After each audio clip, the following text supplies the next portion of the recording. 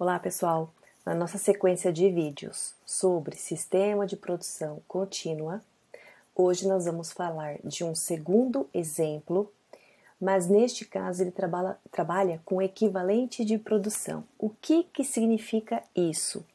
Que no encerramento do mês a produção não foi totalmente concluída.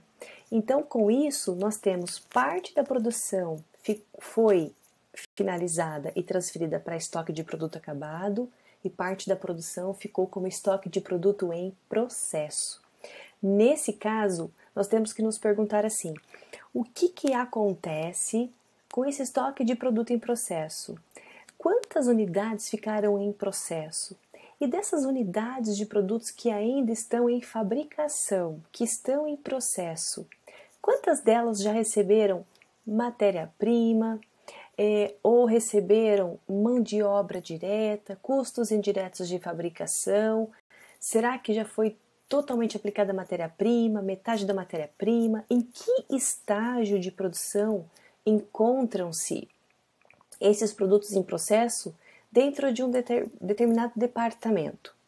Então é isso que este exemplo vai explicar para a gente hoje, ok?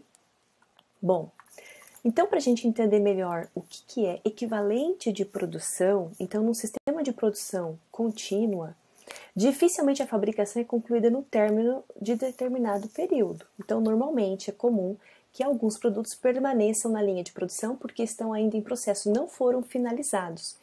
E em uma indústria que trabalha com produção contínua, ao encerramento de cada mês, é feita a contabilização de encerramento do período para apuração de custos e, consequentemente elaboração da DRE e para apuração de lucro e pagamento dos tributos, né, do lucro sobre pagamento dos tributos sobre o lucro, ok? Então, como é que fica esses produtos em processo? Neste caso, né, em uma indústria que finaliza mensalmente a sua produção, faz o encerramento contábil para apuração de resultado e, consequentemente, pagamento dos tributos sobre o lucro, tá? Então, para resolver essa questão dos produtos que ficam em elaboração, existe um termo que nós chamamos de equivalente de produção, que ele calcula, né, em termos de unidades acabadas para se chegar no valor desse estoque de produtos em processo, ok? Então, o equivalente de produção, ele mostra o quanto representa as unidades incompletas em termos de unidades acabadas. Então, assim, os produtos ficaram em processo no encerramento de determinado período. Esses produtos em processo já receberam quanto em termos monetários de custo? É isso que o equivalente de produção nos mostra.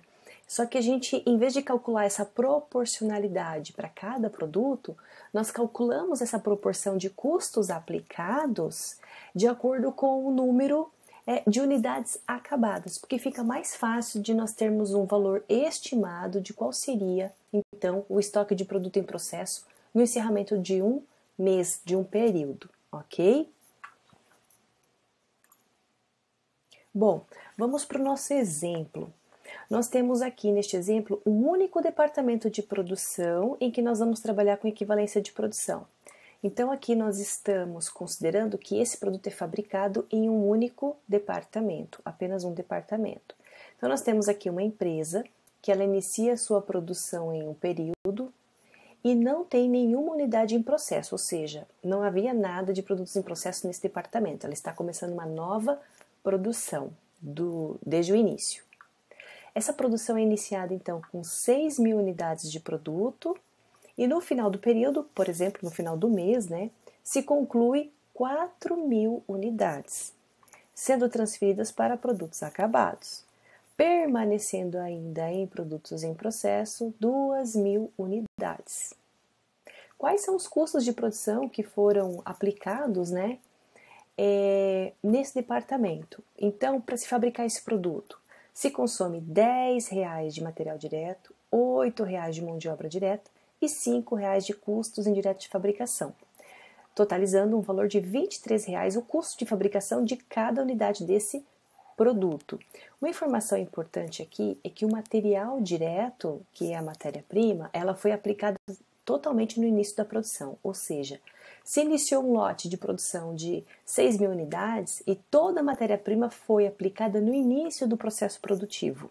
Isso é importante, porque dependendo do momento em que a matéria-prima, né, o material direto é aplicado, pode acontecer de no final do período essa matéria-prima não ter sido aplicada ainda. Então, se esse material direto é aplicado no início do processo, significa que as 6.000 unidades receberam a matéria-prima logo no início do processo produtivo.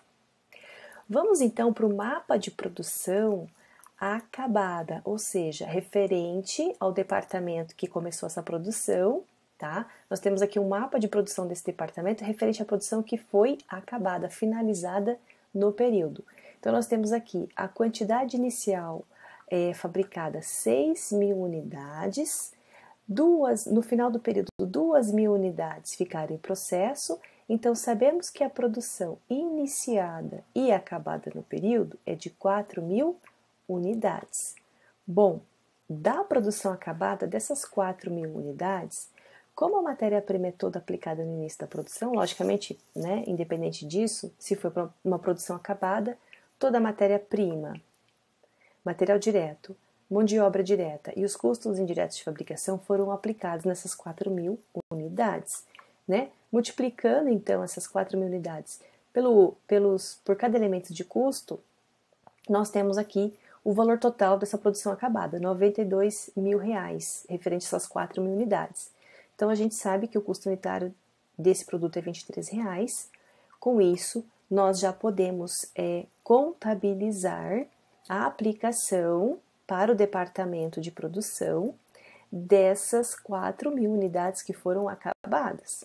Então, nós debitamos o departamento de produção, vamos supor que é o departamento de produção A, R$ 92.000, referente à produção que foi iniciada e acabada no período, as 4.000 unidades. Creditamos material direto aplicado, creditamos mão de obra aplicada e creditamos custos indiretos de fabricação aplicados, ok? Esses valores, então, eles vêm do nosso mapa de produção.